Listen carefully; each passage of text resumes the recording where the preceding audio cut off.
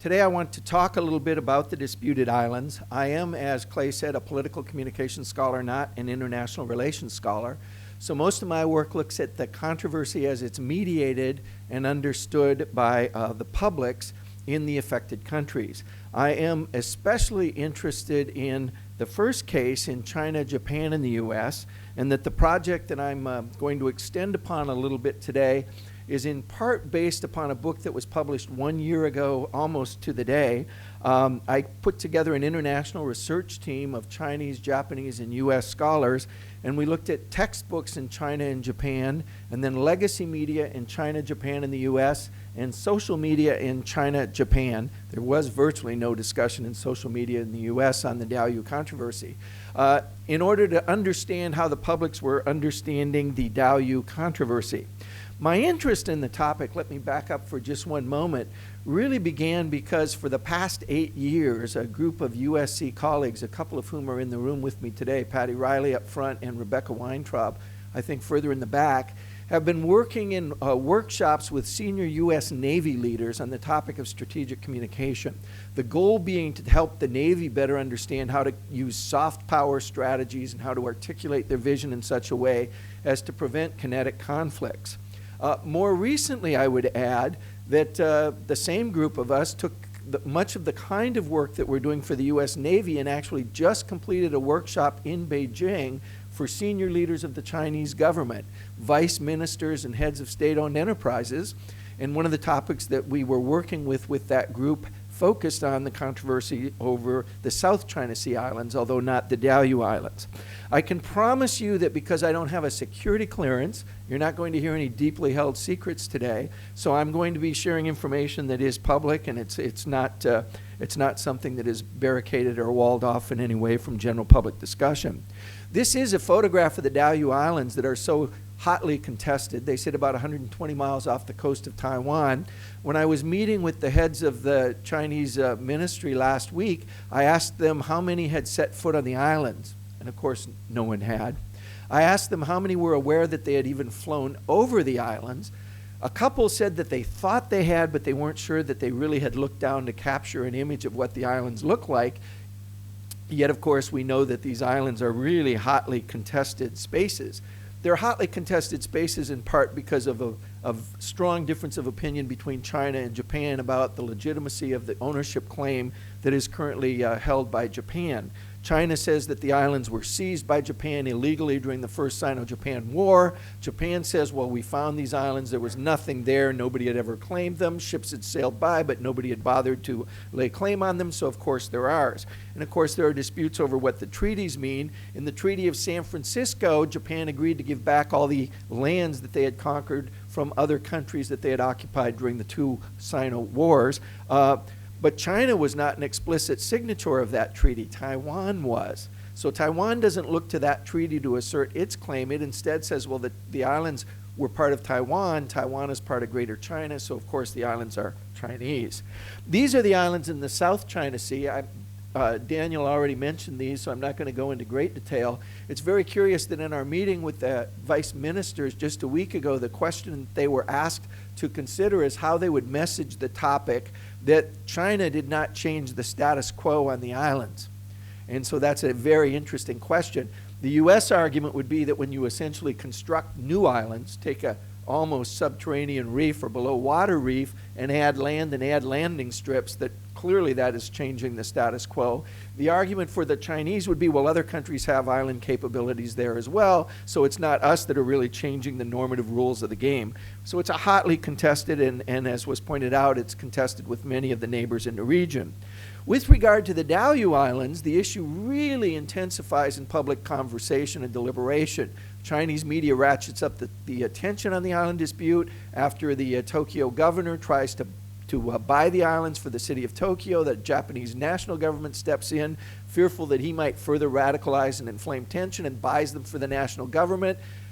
Chinese protesters take to the streets in great numbers. They throw rocks and things at the Japanese embassy in Beijing. They pull a Chinese citizen out of a Japanese name-plated car and beat him senseless. He still has never recovered from that accident, so it was very inflamed. This in turn caused citizen activists in Japan, of course, to mobilize, and we get people from Hong Kong and Taiwan and mainland China who set out in small boats on their own to try to land on the islands and lay claim to them. It's very interesting that Japan not only ejects the Chinese people who try to land on the island, but ejects the Japanese too, not wanting to further inflame the tension. China, of course, has been moving a huge amount of resources into this area, not just military ships either. We're talking fishery ships, weather ships, oceanic administration and research ships. And Japan has been taking every effort it can to prevent the encroachment of its territory, or what it claims to be its territory. I can only tell you this kind of activity is profoundly dangerous. If I put the lights on the bridge of your ship in order to warn you to stay away from my territory, that can be itself seen as a hostile action. If I shoulder your ship as what's happening there, that of course is a hostile action. The great danger is that we get some hothead or renegade commander, or we get a rapidly escalating scenario that's not very pretty. The U.S. position with regard to both Diaoyu and South China Sea is that it will continue to operate at will in the Pacific. Nothing has changed. You heard briefly earlier about the pivot to the Pacific, or the rebalance to the Pacific. United States has moved even more of its assets into the Pacific region. There are 14 U.S. aircraft carriers currently operational. There are always 4 of them at least operating in this region between the East and South China Sea. So that is a huge firepower that the United States is able to project. I would also tell you, and again, no secret here, that the U.S. is wargaming and doing military planning of all kinds of possible interactions should there be an escalation of conflict in either of these regions.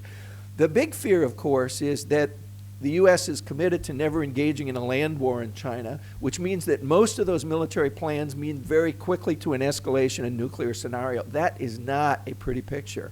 There are plans underway that would even have Marines island jumping in this region. Can you believe putting Marines on these tiny unsettled islands? But the escalation of casualties get to be extraordinarily high very quickly. The reason they plan those activities may not be that they're rational in any way, but that should there be a military conflict, that would permit the diplomats a little bit more time before somebody reached for the nuclear trigger.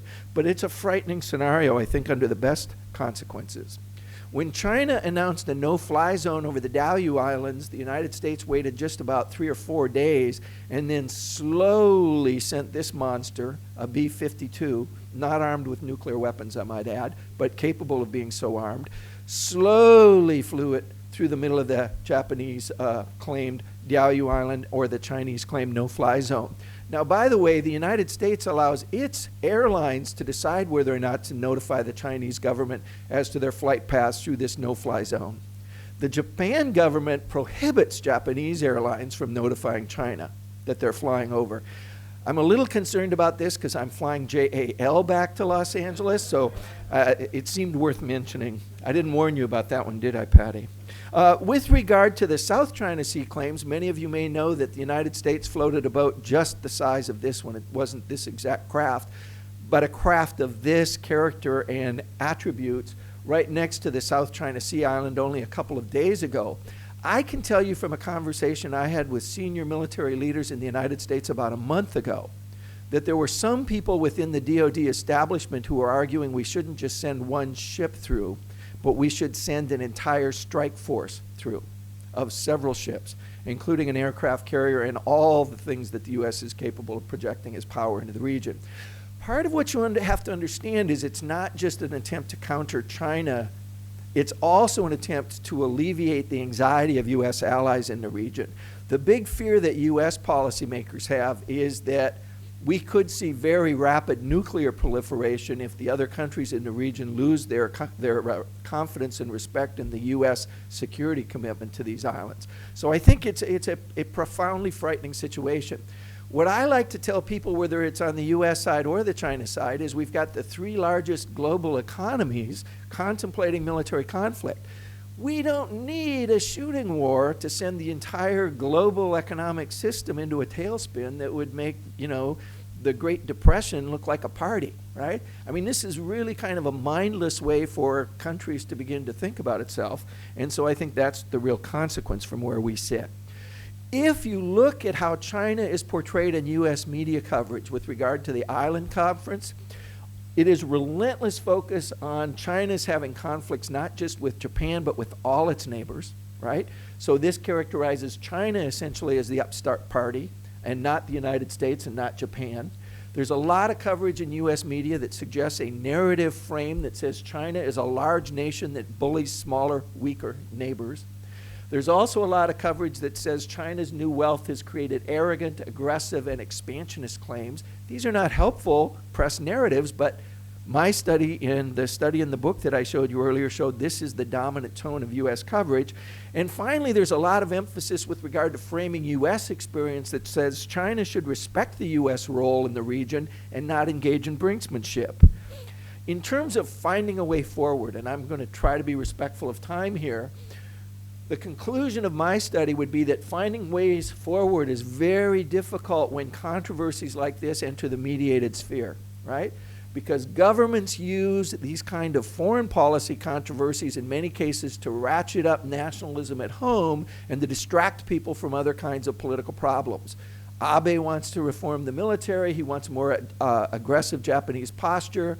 The United States is committed to sending messages, particularly given an upcoming presidential election, that we are not a toothless tiger, that we will continue to be assertive. And of course, China, as we heard in previous talks, has gigantic problems with pollution, food safety, corruption, et cetera. So if I can get you to focus on your enemies outside the country as opposed to your problems within, then that may be a profound way to manage tension. Once these things get underway in legacy media, social media radicalizes everything. The only people who talk about these controversies on social media are people who care about them very much. If you don't care about them, these aren't the topics you're going to talk about on Sina Weibo or WeChat or Facebook or anything else. But if you do care about them, then social media becomes a way to radicalize publics and to create communities of action. And that, I think, is also something of concern. Media logics then begin to emerge, and people find it difficult to escape a frame of narrative understanding if you're continually exposed to messages that reify that you're right and the other countries are wrong. So we need to think as citizens and as journalists, as reporters, how we focus on creating resilient futures. And by that we mean futures where conflicts such as this don't get permitted to derail the relationship and progress that peace has brought to this region in terms of economic prosperity. We know that the longer territorial disputes are permitted to exist, the more difficult they are to resolve. I mean, look at the long-standing disputes in the Middle East, right? So Deng Xiaoping said we can set the Diaoyu controversy aside and let smarter people decide it later. I think he was a brilliant man in many respects, but I think that was the absolute wrong advice, because it isn't resolved years later. It's not likely to be resolved unless we really take it on. So what's the summary? I've already made the argument about legitimacy media, and the legacy media in every country characterizes the home country as the rational actor. So that's one place of a mirrored misunderstanding. I mentioned the social media argument. I will assure you that the U.S. is not going to surrender its commitment to the region. There is no way in the political context of U.S. domestic politics that the U.S. is going to stop investing in its military or is going to suddenly break off the commitments it has to Japan or the Philippines or even to Taiwan, although that one is a little less certain that the U.S. would become engaged in a battle over Taiwan. But there would be too much political pressure for any U.S. president, regardless of what party he or she, hopefully she soon, comes from, in order to surrender U.S. strength in the area. So these situations are really fraught with risk. You put decisions that are going to be made very rapidly into the hands of people who may not have a full understanding of the complexity or the consequences of the actions that they may take. And that is something that should concern all of us as peace-loving citizens. Thank you.